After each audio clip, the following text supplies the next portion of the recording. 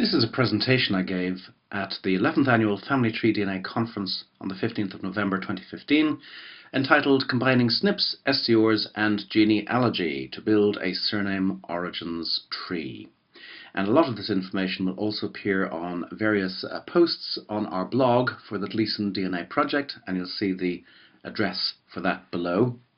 And it also complements an earlier presentation I gave in Dublin at Genetic Genealogy Ireland 2015, entitled Building a Family Tree with SNPs, STRs and Named People, and you can find that by simply Googling YouTube and Genetic Genealogy Ireland. Now, the Dublin presentation explores some of the more basic concepts that we are discussing in this presentation and goes into them in a lot more detail. So if you're unfamiliar with some of the more basic principles behind this type of work, it would be useful to look at the earlier video as well. And the type of concepts that it explores would be the different types of DNA marker on the Y chromosome, the STR markers and the SNP markers, the modal haplotype, the reasons for grouping people together. It also explores markers of potential relatedness, both genetic and traditional genealogical markers, and it also looks at convergence and the fact that this still may be a problem even at 111 markers. So that's the earlier presentation in Dublin.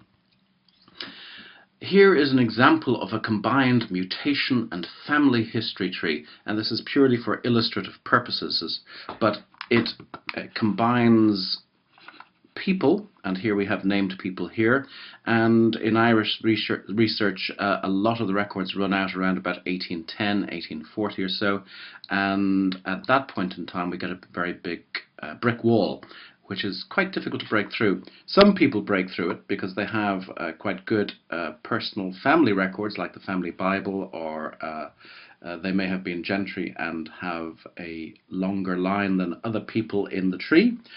But for some people, we can only hope to replace those ancestors by perhaps DNA markers. And here we see STR markers highlighted in yellow and SNP markers highlighted in pink.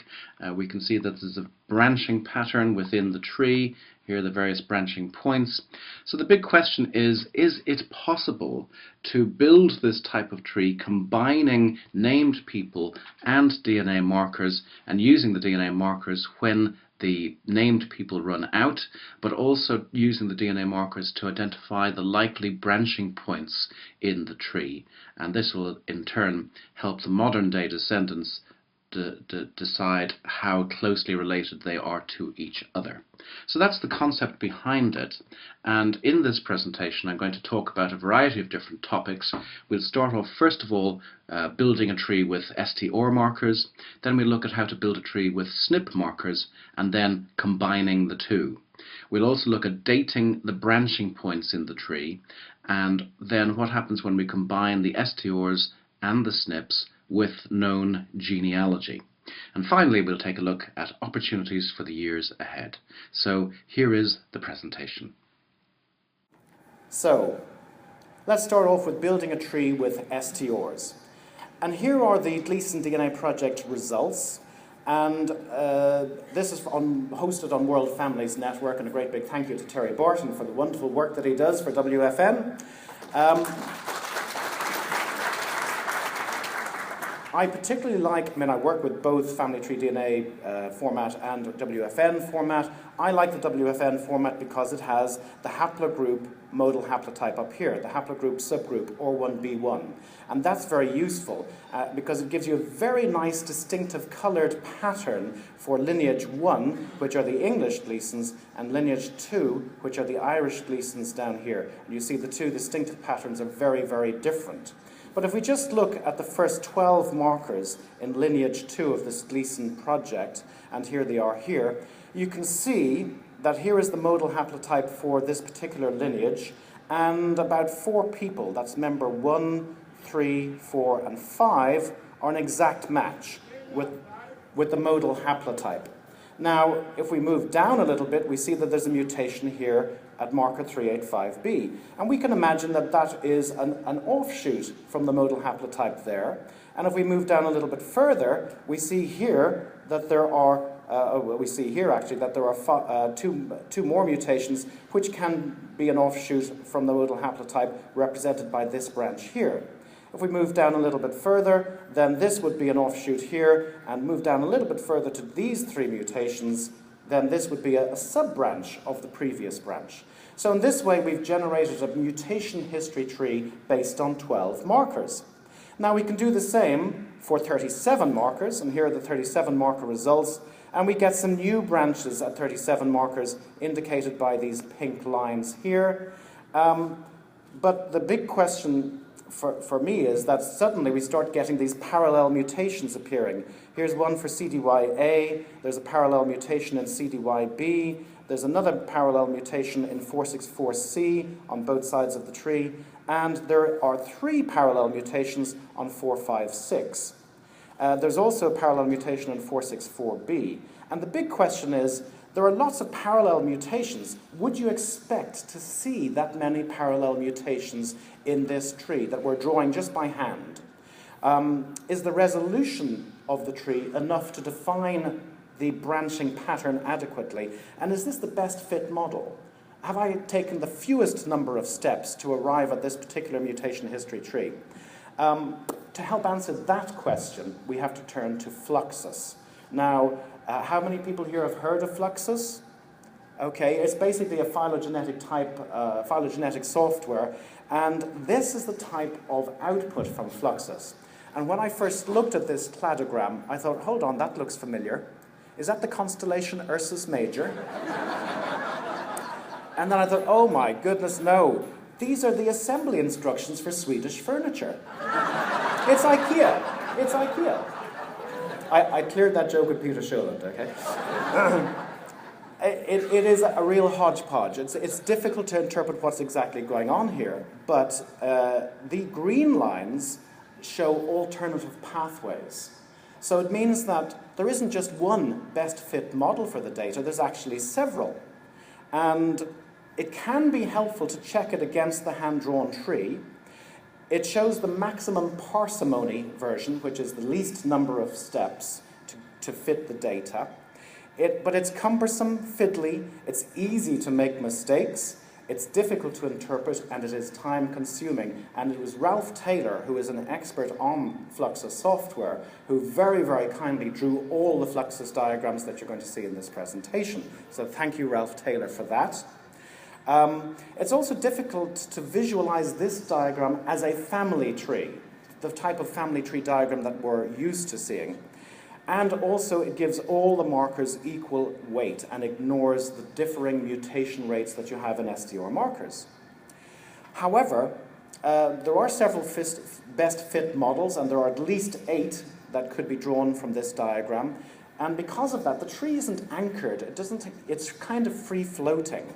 There's no single most likely option, and there's really not enough information at 37 markers to adequately define the branching pattern of the tree. Parallel mutations still persist, so for example, there's 390 up there. It could also be down here. Here's CDYB and A, CDYA and B. So there are parallel mutations still present in this particular model, and back mutations are also possible, but they're going to be hidden, because they'll have gone forward 600 years ago, back 300 years ago, and you'll have lost it, because it went down from 17 to 16 and then back up from 16 to 17. And that's lost within this tree. And it's not clear which mutation came before which. So how does it compare with the hand-drawn tree? There's the hand-drawn tree up above. This is how the Fluxus tree has changed. This branch here moves over here because they both have a similar mutation in 456. And what Fluxus has done, it has imagined that the 456 mutation occurred before the 389 mutation, and therefore branch number 6 is now a sub-branch of branch number 2. We put that back into the diagram, move the other branches over to accommodate it, and that is the Fluxus tree based on 37 markers. It's actually relatively close to what we've done in our hand-drawn tree. So Fluxus is very useful for comparing the two together. But of course, and everything else within the tree remains exactly the same. all of these other parallel mutations are still there. Now, that's at 37 markers, but to get better resolution and definition of the branching pattern, we have to move up to 111 markers. And this is what the cladogram looks like now. And we've also added in 4 additional members because they joined while we were busy trying to figure this all out. And the big question here is, how do you translate this 111 marker diagram into a diagram that looks like a family history tree? And there is some essential technology that you need for this. A strong cup of coffee, a packet of biscuits, and your favorite chocolate bar. This was taken in the morning. The shot in the evening has a half-empty bottle of whiskey and a couple of Valium. You also need a pen and a paper. So it is actually quite nice to get back to the basic technology of pen and paper. But here is how the Fluxus-based tree with 111 markers looks compared to the previous one of 37. The additional branches are in green. You can see that there's a lot more markers involved. There's a lot more branches. Some major changes are what was branch number 7 has now moved into an entirely different place. The closest match was branch number 8, but that is the closest branch now is branch number 6. And so branch number 7 has been repositioned. The other thing that has been repositioned is branch number 8, which used to be closest to branch number 7, but is now actually closest to branch 4, 5, and 12. Now, there are also parallel mutations still. There are 4 on CDYA. There are 3 on CDYB. There are 2 on 714. There are 2 on 461. There are 3 on 390. But the parallel mutation that was on 456 has now disappeared, as has the parallel mutation on 464B. So you see how 111 markers have really changed the configuration of the tree in a major way. The other thing that has appeared is a back mutation. This is the first back mutation we have seen. There's lots of parallel mutations, but this is the first back one that has become evident. And that is a change in this marker here, 464B. It was 17. It's now come back to 16. And it even goes forward again, but in a downward direction, to 15. So that's our first back mutation. But the problem with this 111 marker cladogram is that there's still no weighting. The mutations rates vary by a factor of 400, and that is not taken into account in this particular diagram. So working with James Irvine and Ralph Taylor, James developed an algorithm for weighting the markers and came up with this very, very elegant equation, and that's the equation there. And then Ralph put this into the Fluxus software, made a few adjustments, and we came out with a weighted Fluxus diagram. Now, the big difference here, you see the green bars on the previous diagram indicated that there were several pathways still that could be taken. That has disappeared completely. We actually now have a diagram that shows a single common path. There are no alternative pathways. This is one single best fit model, and the torso has disappeared from the previous diagram. When we look at how it changes the tree, this is the previous one, this is the new one. And it only changes certain branches in the upper reaches of the tree. So the bottom branches of the tree are still relatively intact, but it's just where the more distant generations attached to the modal haplotype that has changed. Now, during this process, we also noticed that we had a transcription error. So even at this advanced stage, we still had a transcription error. And that was corrected, and the two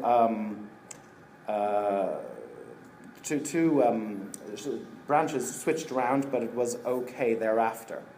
Now, that was fine, but I asked myself some other questions, because some of the markers behave unusually. So, for example, marker 389 is tested in 2 parts, and the mutation in part 1 is also counted in part 2, so we just used part 2, and we accounted for that in these Fluxus diagrams. But I also had a problem with these parallel mutations, which seemed to happen in 2 markers more commonly than others, and those were 464 and CDY. And these are the multi-copy markers. And the problem with these multi-copy markers is that the mutations are not reported in the correct order. So you don't, if you had 16, 16, 16, 16 for 464 A, B, C, D, then it would be fine. You'd know that each of those marker values were 16. But supposing the last one goes from 16 down to 15, the way it will be reported is not 16, 16, 16, 15, but 15, 16, 16, 16, which will make you think that the mutation is in 464A, when in fact it's in 464D. Now, with the 385 marker 385A and B, the Kittler test helps to define the relative positions of 385A and B, but can you do the Kittler test on 464? I don't know. If you know the answer, please come up and tell me. I did a lot of searching. I couldn't find the answer to that question. It certainly would be useful. But it raises questions about the applicability of 464 in using it in the tree. Multi-copy markers 464 A, B, C, D, there are two types, cytosine, guanine. So the 464X test can help distinguish between that. If you couple with that with the fact that you've got 4 options for 464, you don't know which order it is, you could have at least 8 possibilities for 464. And that marker and CDY are both fast mutating markers, so the risk of back mutations is much higher with these. And that raises questions about how likely are they to screw up the tree. So what we did was we took our weighted diagram and we converted it into another diagram by removing CDY and 464, and this is what happened to our tree. There's the previous tree. This is what happened with removing CDY, and I'm going to toggle between the two. So you can see that branch number 12, this one down here, that disappeared completely into branch 4. And there were also some changes to the upper echelons of the tree. So and there were still parallel mutations in some of the markers. We also had a back mutation now in marker 390. So the question at that stage is, which is more accurate? The tree with CDY and 464 or the tree without, or some version in between? And I really thought about this question. How likely is it that 464 CDY will screw things up? So if you imagine the Gleeson surname, it's Gaelic, it's been around for about 1,000 years. So that's about 33.3 generations, giving 30 years per generation. How many mutations would you expect to see in 1,000 years, in 33 generations? Well, the mutation rate for CDY is 0.035 per generation. That's 1.176 per person over 1,000 years. And that's about 16 mutations for 14 people in Lineage 2. But the observed rate is not 16, it's actually 4 for CDYA and 3 for CDYB. So that would imply that 12 of the 16 mutations that should be there are hidden. And one can imagine that there were 6 mutations forward and 6 mutations back, and that is why they are hidden. But that would mean that the predictions based on CDY could potentially be incorrect 78% of the time. So should we be including these markers in the tree? And a similar calculation for 464 suggested that the predictions based on 464 could be incorrect 62% of the time. Thinking about it then, I thought, well, it's going to be less of a problem in those branches related within the last 200 to 300 years because there's going to be less time to mutate back, less chance of back mutations, and therefore, in these lower branches, they're going to be more useful for branch defining purposes. It's going to be more of a problem with those branches more distantly related, maybe 600 or 1,000 years ago, more time to mutate back, a higher chance of back mutations, less useful for branch defining. So in the end, I decided to keep the markers in, keep the data in the knowledge that the tree is likely to be less than 100% correct. And I need to be especially wary of these mutations in the more distant reaches of the tree. So to recap, we've gone from a Y12 hand-drawn tree to a Y37 hand-drawn tree to a Fluxus tree based on 37 markers, 111 markers, 111 markers weighted, and 111 markers weighted without CDY and 464. And I've plugged to go for the 111 markers weighted version of the tree. but I know that it's likely to be not completely correct. So there are certain caveats and limitations. There are missing data, because we're looking at a 111 marker tree that includes people who've only tested to 67 markers, only 37, and only 25.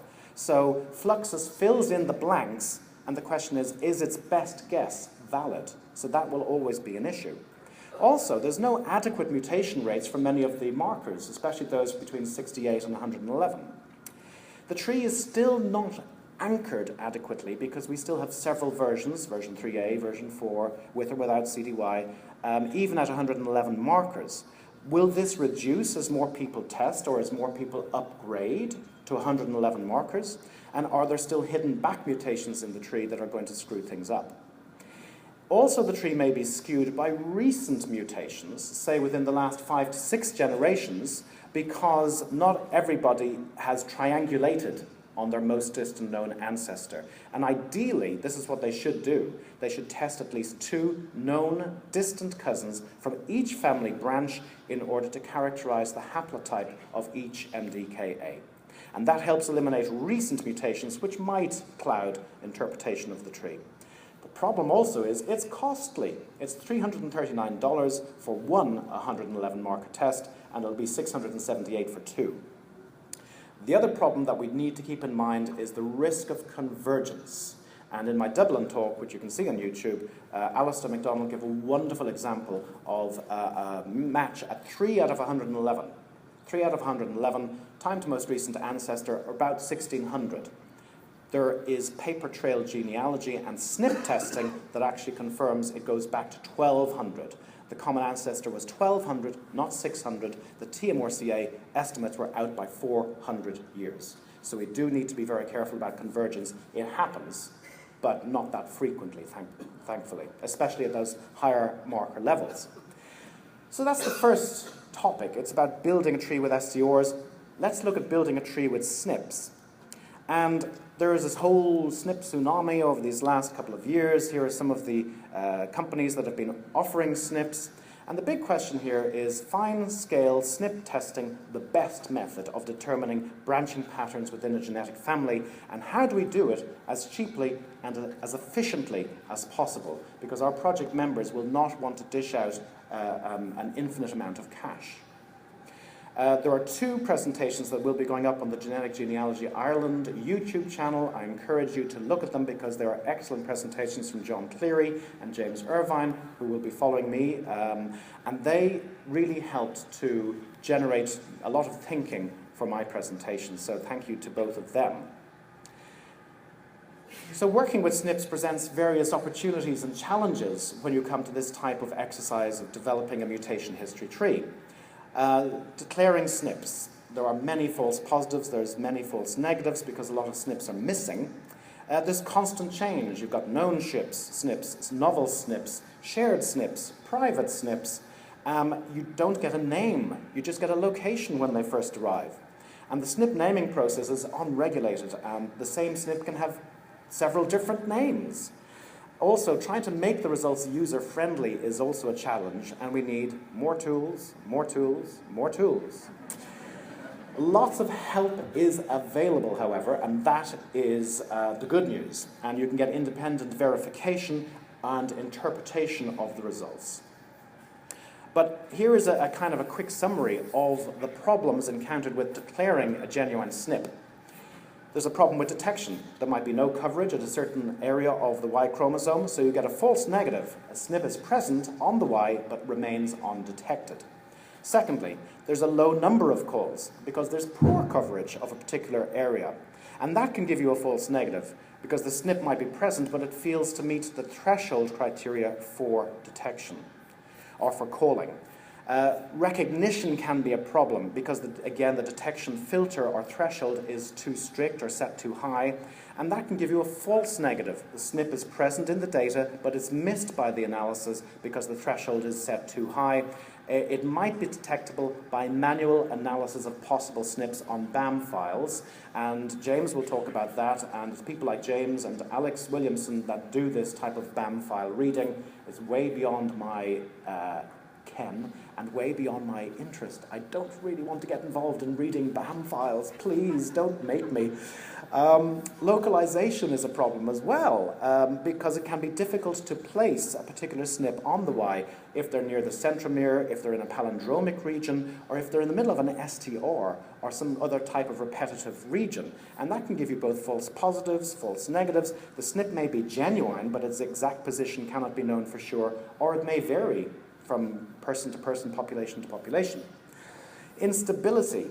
There are unstable SNPs which occur maybe frequently, or it's an unpredictable mutation that occurs in different subgroups.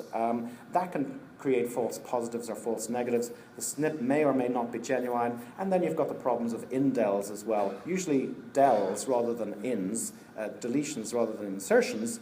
They're not SNPs, but they may or may not be genuine as well. So those are the kind of problems, which means that you have to always ask yourself, is the SNP really present, or is the SNP really absent? And just because it is detected doesn't mean it is there, and just because it's not detected just doesn't mean it isn't there. So it creates quite a lot of confusion. The other big challenge with SNPs is the fluid categorization. SNPs can be either known SNPs. Oh yeah, we got your results, we know about those SNPs, yeah, L21, we've known about that for some time. Or they can be new SNPs, newly discovered, never seen before. The trouble is that a lot of new SNPs, once they have been discovered, they'll move into the known SNPs category. So when does that happen? About what? After about 6 months or 3 months, or so there's going to be a movement of novel SNPs or new SNPs into the known SNPs. Oh, that's old hash, that's 2 weeks old, yeah, that's known, it's not new anymore. The other thing is that the new SNPs can either be shared with other people or they can be not shared. They can be totally unique, just to you. But then somebody else comes along and tests, and they have that SNP, and suddenly you're not the only one that has the only copy of the Mona Lisa. Somebody else has a copy of the Mona Lisa as well, and it's gone out of your private collection, and now it's no longer a private SNP, it's actually shared by more than one person. So these are my dad's big Y results. If I click on the number of shared novel SNPs, 75, I get this lovely presentation of 59 new SNPs. They don't have any names, they only have positions. And I cannot, my short-term memory doesn't go beyond 7. So 8 digits are impossible for me to remember, it's very unwieldy. Then if you click on the little tabs here, you'll get your private SNPs. And these, I have 11 private SNPs here, and this compared to this person, and this person has 10 private SNPs compared to me. But again, it's just names and no names, just positions. And Family Tree DNA presents the results, and then as a project administrator, we've looked at the results, and we found maybe an extra 2 that Family Tree DNA didn't consider to be SNPs because they didn't fall above the threshold. And then the haplogroup administrators, they found 3 other possible SNPs, and then Alex Williamson found another 2, and then Nigel McCarthy in the Munster project found another 1, and then we sent it to Y-Full and they came back with another 4. So there's a lot of different people producing different results. And this is what we did. Lisa Little, project member, she put it into a spreadsheet for us, and she came up with these colored SNPs here. Then she was able to generate a little tree on that basis. And then the Z255 project admins, they have their own little tree there. Those are the Gleason-specific SNPs on John Murphy's color-coded spreadsheet. And James Kane as well, he also has an experimental tree, and we featured there as well. So a lot of different people producing different interpretations of the data. And Alex Williamson is one of the gurus out there. Hasn't he done a wonderful amount of work for the community? And we feature in the bottom right of Alex's tree dealing with Z255. And it's very interesting to see the progression of this particular segment of the tree, because we've had 6 of our 14 members of Lineage 2 test on the big Y. And here's what happened. In January 2015, this is all this year, there were 2 Gleasons, and while the second one was being analysed, Gleeson and Carroll were lumped together. But in April, the analysis was complete, and now Gleeson and Carol were separated, and there was an extra Gleeson now in the group, which actually split it into two, but we are only dealing with locations and not with names. If we go on to the next slide, we see that now those previous locations, and let's go back, they actually have turned into names. So we actually have names for this block of mutations here, and we also have split what was Gleeson here having private SNPs. Because more people have joined, 3 SNPs have moved up from the private area into the shared area of the tree.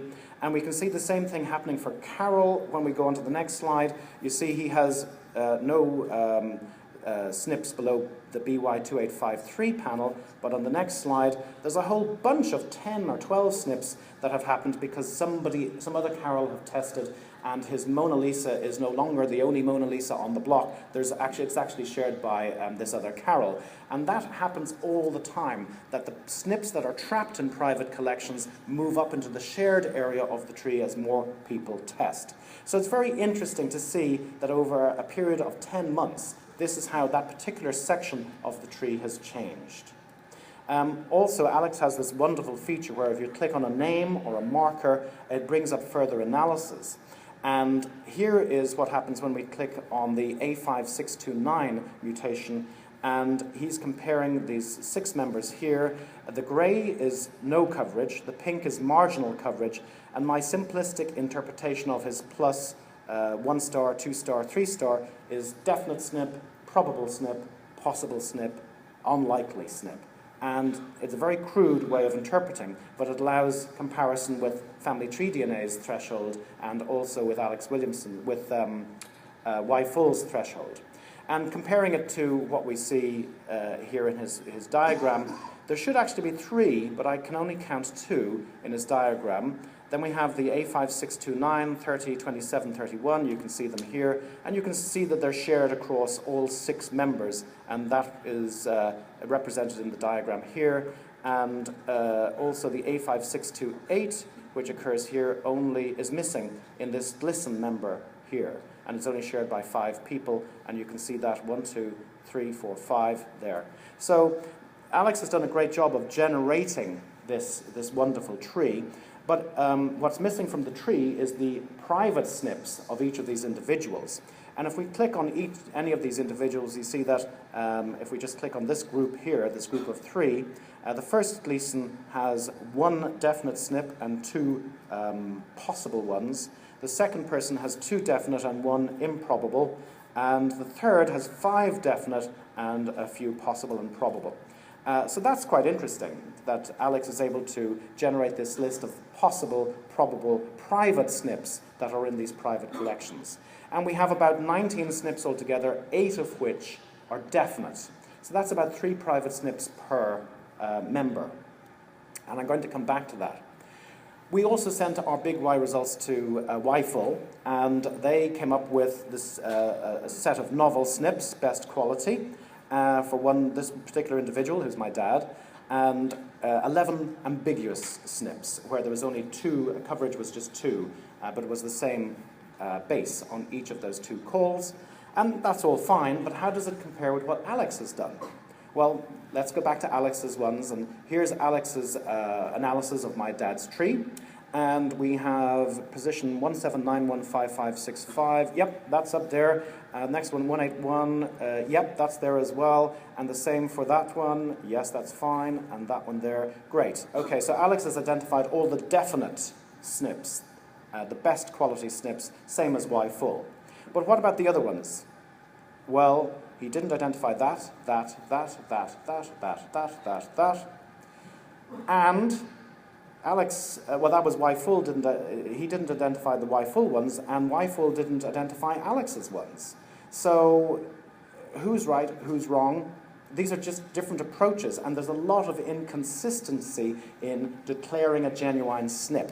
Are they really SNPs? There's different thresholds and filters.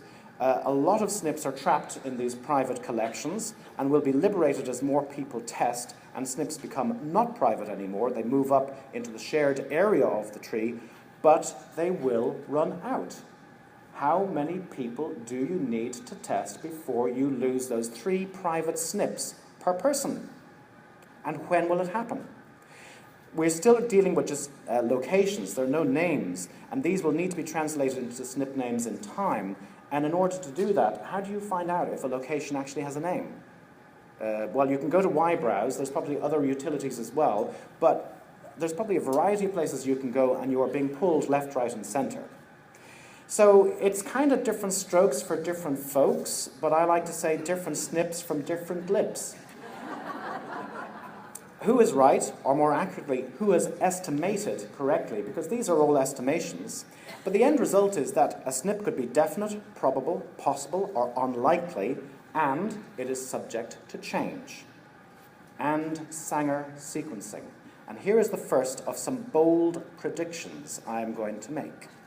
Despite next-generation sequencing and the big Y and similar products, Sanger sequencing, the traditional chip-based technology, will still be required.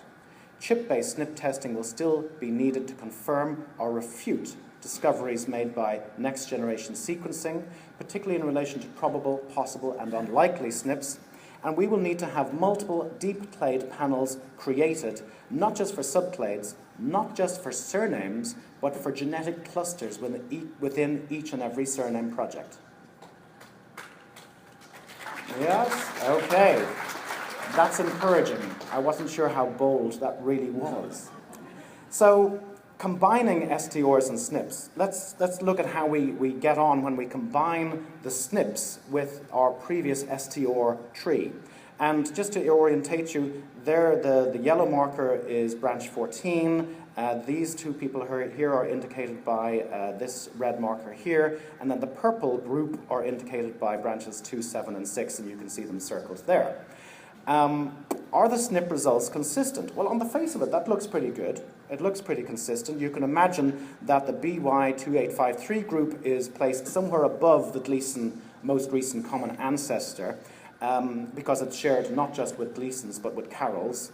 Also, the A5629 block is somewhere around the Gleeson MRCA.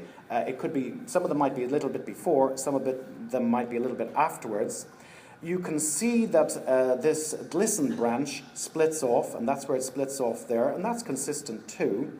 But then the A5628 mutation occurs after that break, and to account for that, you'd have to imagine that branch 9, this red arrow down here, actually connects that way, but then we've added a 456 mutation that isn't in that branch 9, and in order to account for that, we have to do a back mutation from 15 to 16 in order to make it consistent with the STR data. And that was the only change that was made to our STR tree. But there's several things. We need to tidy it up. So let's tidy it up, and there we go. Okay, so it's tidied up, and the mutation sequence is the BY2853 branch here, then the A5629 block, plus an indel that was identified by Nigel McCarthy. Then we have a split into the G68, which is down here, the Gleeson branch, and then the I5628 mutation with a split into the Y16880 branch, and ultimately the A660 branch of branch 9. These are three brothers, incidentally, two of whom have done the big Y test. So what do we see from there? Well, the SNPs are actually further up the tree than the STRs. They tell us nothing about the branches on the left, and we're only using definite SNPs here. We're not using probable or possible or unlikely SNPs, and we still have all those private SNPs trapped in the private collections.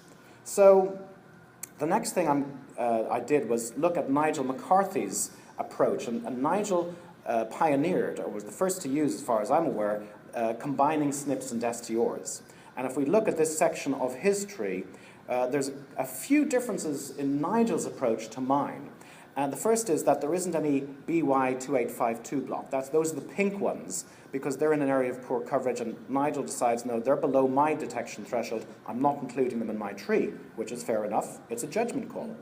Secondly, he's discovered this extra marker, and that's something that nobody else has picked up. Again, two pink SNPs are omitted from this particular branch. He has included the private SNPs this time. So we've got 1 there, 2 there, and 5 over here. And he's including 67 marker data and also 111 marker data. Anything less than 67 is excluded. So he's not looking at 37 markers or 25 markers. But the biggest difference, and I think this is really important, was his starting point. His starting point was the modal haplotype for the Z255 haplogroup subgroup. And mine was just the modal haplotype for my surname project. And I think his approach is better. So all the work I've done, I'm going to rewrite it slightly so it's consistent with what Nigel has done. But that's for another day, and another bottle of whiskey and another Valium. So, moving on to dating the branching points in the tree, and I'm almost finished here. Ian MacDonald has written a wonderful report, and he does a great explanation of TMRCA calculations. Check it out. Similarly, there is a TMRCA case studies project on family tree DNA. Check it out. Up till now, we know there are branches that come off our modal haplotype line, but which came first, and can we place them in the correct order? So, here is our current tree. Y full, let's look at SNPs first. It offers an analysis of TMRCA estimates for SNPs, and you can see it has a 95% confidence interval up here. If you just hover over that, it produces this 95% confidence interval, and that's actually minus 60 to plus 50. So it's more or less, this is the estimate plus or minus 50%. So it's still quite a broad range. But that's what Y-full have been able to do. They also include the calculation formula. So if you click on the info, it brings up how they calculated the formula. And for those of you interested in SNP TMRCA estimates, it's very useful. So if we put this into the tree, it gives us an estimate of about 750 years for the TMRCA up here, 325 years for this particular mutation here, and 50 years for this particular mutation here for this group of 3 brothers, 2 of whom have tested on Big Y. So that's reasonable. It's a reasonable estimate. If we look at STRs then, and you'll be familiar with the TIP report on your GAP pages, and this is a comparison between G21 and G57, the 2 members in my group. And what I like to do is I like to have, say, 90 or 95% confidence intervals with a mean in the middle. So the mean is roughly 50% point, and the 90% limits would be 5% on one end, 95% on the other end. Those limits mean that I've got a 90% probability that the actual TMRCA lies within those limits. It also means that I've got a 10% chance, 5% at either end, that they don't. So 1 in 10 times, I'm going to be wrong. And you have to remember that. Probability is only probability. And it can be right and it can be wrong. It gives you 90% chance of it being included within those limits and a 10% chance of them being excluded. So if I look for the 5% level in this list of probability, it comes before 1. So I'm putting it down as 0. If I look for the 50% probability, it's around about generation number 3. I'm going to say 3. And if I look for the 95% limit, it's around number 10. And if I put those into a probability matrix, and this was just looking at Y37 markers, but I've done it for 12, 25, 37, 67, 111, you notice here the genetic distance is 1 out of 12, 1 out of 25, 1 out of 37, 2 out of 67, and 6 out of 111, meaning that the 50% estimate was 17 generations at 12 markers. It dropped to 7 at 25, 3 at 37, but it went back up to 4 at 67, and now it's 8 at 111. And that really helps to illustrate that a 37 marker test can be very misleading. You may look very close at 37 and then find you're actually much more distant at 111, and vice versa. You can look very distant at 37 and then find you're actually very close at 111. So it's worthwhile upgrading people, if possible, to 111 markers for that reason. But look at the ranges, because I've converted these 5% and 95% numbers into percentages. We get plus 186%, plus 200%, plus 175%, plus 88%. These are very wide ranges, and also they're more skewed towards the distant generations rather than the recent generations. So it's not a normal distribution, it's a skewed distribution, and that's important to remember. Ranges are wide, skewed toward distant generations. 111 markers gives the best estimate with the smallest upper ranges. So at 111, it's just minus 50 to plus 88. So increasing the number of markers you test brings in the arms of your distribution. But even at 111 markers, the mid-value of 8 is still double the upper limit is double the mid-value. So 15 is almost twice the value of 8. So what I did then was TMOR-CA triangulation. And this is where I put all of these figures into a matrix, and I've done it for 50%, 5%, and 95%. This is the 50% sheet, and I've created a matrix of all of these numbers I've generated, and the idea here is to triangulate, because normally the tip report just says A versus B, and that's all you ever get, A versus B. But some of these people are in sub-branches where there's maybe 4 people joining up to a most common ancestor, and I can compare A versus B versus C versus D, B versus C versus D, C versus D. And by that process, I can triangulate on times to most recent common ancestors. So for example, here is 3, this one is 3, this one there is a value of 6, 4, and 6, depending on who you compare. This one over here, there's 2 3s, because I'm comparing the member there with the 2 brothers over there. This one is 8, 3, and 11. This one has a comparison with about 9 people in it. This one has a comparison with just 1 person, 12, and so on.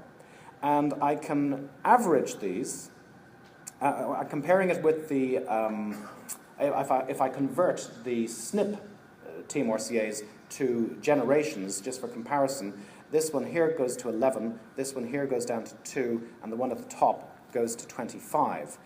So that's reasonably consistent. And then I can average them all out, and there's the averaging process, and it gives you an idea of the overall time to most recent common ancestor, and by triangulating and using several pieces of data, I'm probably getting a more accurate representation. So, but will additional STR markers help refine the TMOR-CA estimates? And this is from YFull, because YFull not just reanalyzes your big Y results, it also gives you 495 STR marker values. But 5% of them are different from family tree DNA, some are missing, and some are not detected by the next generation sequencing. So there is a question mark over the reliability of these YFull STR markers. But I'm also able to find that I have 35 mutations out of 495 between the first 2 members, then 24 between the next 2, and 9 between the next 2. This I can slot into the Clan Donald TMOR-CA calculator online. There's the link, and that will allow me to put in the number of non-matching markers and also fix the mutation rate. There's the cumulative probability graph that is generated. I'm looking for the 5%, 50%, and 95% level, and I can put that into my previous chart, and you can see that with 24 mutations at 495 markers, the 50% mark is 9, which is very similar to 111. Then the range is 6 to 12. The range is reduced even further, so I've pulled in those branches of the distribution curve even further to plus or minus 1/3. So that is a much more accurate estimate than what we've seen with the previous ones. And based on that, I'm able to change some of these estimates within the diagram, and that's what we end up with there, these TMOR-CA estimates based on the YFull 495 STRs. Now, there's only one inconsistency, and the prediction here is for branching point 9.5 generations ago, but then if you follow it down, the next one is 13, and the one below that is 12. And that's because this particular estimate is based on a 37 marker value. The one here is based on a 25, and this one here is only 37 markers. So again, lower marker values will probably give you less than accurate placement of your TMOR-CA estimates. And the other thing, of course, is that the people that have the closest association, they can go back to their genealogy and start collaborating with each other.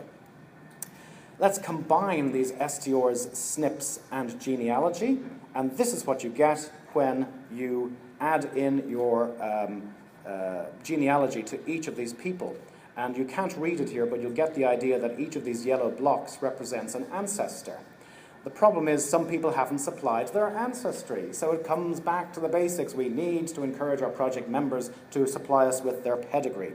The other one that's of interest is this Gleeson one over here. Now, this is a very early branch, and Gleeson, according to the surname dictionaries, is an ancient form of the term Gleeson. There are no Gleesons in the 1901 census in Ireland. There are no Gleesons in the 1911 census. There is one Gleeson left in the Irish phone book today. We are looking at an ancient form of this particular name. And if you look down at the bottom here, there are only 4 Gleesons in the whole 1850 Griffith's valuation. So what I also encourage to do is people to put in their most distant known ancestor profile. You can see the various things there. What's particularly useful is the nickname, the residence, and the order of the children's birth, because Catholic naming convention will give you a clue to the parents. First son is the father's father, second son is the mother's father, and so on and so on. But I'm going to finish off now, because I'm a little over time, even though we started late. How close are we to this combined mutation family history tree? Well, we have something that's approaching it, but we're not there yet. And we may not be there with the current technology. So is it possible? Well, it's possible to do something similar, but I don't think we're at the stage yet where we will be able to substitute ancestors for DNA markers, or DNA markers for ancestors. Let's look at some of the opportunities, though, for the years ahead, and the lessons we've learned today. Transcription errors are easy. You need to triple check and automate your process as much as possible. More tools, more tools, more tools. STRs, well, there's lots of parallel mutations. Where are the back mutations? They're all hidden. They're going to be a problem. 111 markers best define the branching pattern. Placement of CDY and 464 is likely to be incorrect, especially in upstream generations. Most project members have not tested other male cousins to triangulate on their MDKA, and ideally they should do so. Convergence may be a problem, the example of 3 out of 111. We need more people to test. We need more people to upgrade to 111 markers. A Y-fil analysis liberates 495 STRs, but can you be 100% sure that they are trustworthy? I don't know. Regarding SNPs, it's difficult to declare a genuine SNP, different SNPs from different lips. Definite, probable, possible, unlikely. There's likely to be lots of false negatives and false positives. There are no names, just locations, and the locations are too long for me to remember. Naming is unregulated. Many SNPs are trapped in private collections, and the current next-generation sequencing is discovery, not confirmatory. And further testing with other NGS or possibly traditional Sanger sequencing will be needed to confirm a lot of the potential SNP discoveries we have made so far. Regarding combining STRs and SNPs, adding SNPs change to the upper reaches of the tree, and the SNPs are all still located relatively upstream. STRs offer the better definition downstream. Start with the modal of your haplogroup subgroup rather than the modal of your surname genetic cluster. Regarding TMRCA estimates, SNP-based estimates work best for the distant branching points and very, very useful for haplogroup projects, less useful for surname projects. STR-based estimates have wide ranges and skewed toward distant generations. Even at 111 markers, the upper range is still double the mid-value, and that's quite a range. Even if 495 markers have a wide range, because plus or minus a third is still quite a lot. In terms of combining STRs, SNPs, and genealogy, we need to overlay documentary data on DNA. Some pedigrees are not supplied and incomplete. Need to add markers of possible relatedness, and that's why the MDKA profile was set up by me, and we probably need to take a one-name study approach. But, having said all that, the early draft mutation history tree serves as a very useful basis for further development. It will evolve over time as more people test and upgrade. It will facilitate collaboration between project members, and it'll also help attract new project members to your project if you have something like this up on your project blog. I'm going to end now with my Vision 2020. Where will we be in 5 years' time? And I'm going to give you some bold predictions. Who wants to hear some bold predictions? Okay, let's start off with the first one. What would happen if everyone upgraded to 111 markers? Well, I think you get better definition of the branching pattern and you get more precise TMRCA estimates with a narrower range. If everyone did the big Y, the SNPs would only really be good for the upstream branches of your family tree, say up to about 1500 AD, but we will run out of private SNPs at some point in time. What would happen if everyone tested on a surname-specific panel? Well, again, it would elucidate the branching pattern maybe up to about 1500, but much later than that, I'm not sure. Supposing everyone did whole genome sequencing, what would happen then? Well, would that be any better than the big Y? I mean, we're there already, aren't we, with the big Y, with whole genome sequencing, even though we can only sequence 48% of the chromosome? Would more advanced technology give us better coverage, better read lengths? Would it make a difference? Would it actually produce SNPs that were ancestrally informative? And what would happen with the probable, possible, and unlikely SNPs? Well, here are my bold predictions. And this is to help stimulate discussion, because I came here to learn. And if you agree with these bold predictions, I want you to come up to me and buy me a pint and say why you agree with my predictions. And if you don't agree with my predictions, I want you to come up to me and I'll buy you a pint. And then you can tell me why you disagree with my predictions. But here's the first one. What is the most useful for surname projects? More SNPs or more STRs? I say more STRs because we will run out of private SNPs. And it's not 111 markers versus 50,000. It's actually 500 markers, 500 STR markers versus about 40. Because the average number of SNPs shared by any two people in this room is about 40, not 50,000. But the average number of markers shared between any two people from an STR point of view is about 500. We all have the same 500 STR markers. So the first bold prediction, in 2020, Family Tree DNA will offer 500 STRs for $129. Not only that, they will be in 10 panels, and you can order any panel in any order. Second bold prediction. How do we best generate a surname-specific SNP panel? Well, how many discovery big Y tests are needed to liberate sufficient private SNPs to adequately define the surname panel? I would say roughly about 5 to 10. I have no idea. I'm just throwing it out there. And I might be wrong, I don't know. But in the absence of anything else, I'm throwing it out there as a prediction. And we need, that would mean for my Gleeson Lineage II, we've tested 6. We need another couple of big Y tests among that group to liberate enough private SNPs to define our specific surname panel. So by 2020, Family Tree DNA will offer over 4,000 surname-specific SNP panels for $100 each.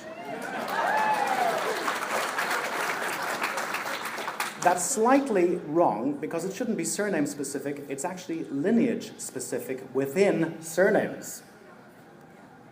The last thing is in 2020, this is what the gap pages will look like. They're actually very similar to what we currently have. You know, if it ain't broke, don't fix it, right?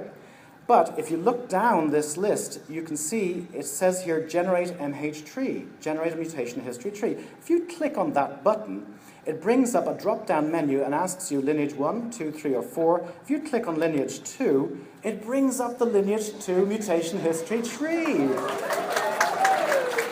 You guys are absolutely fantastic. And I mean that sincerely, because this is a huge collaborative effort. And if it wasn't for Bennett and Max, none of us would be here today. So Bennett, Max, without you, there is no us. So thank you very much for that.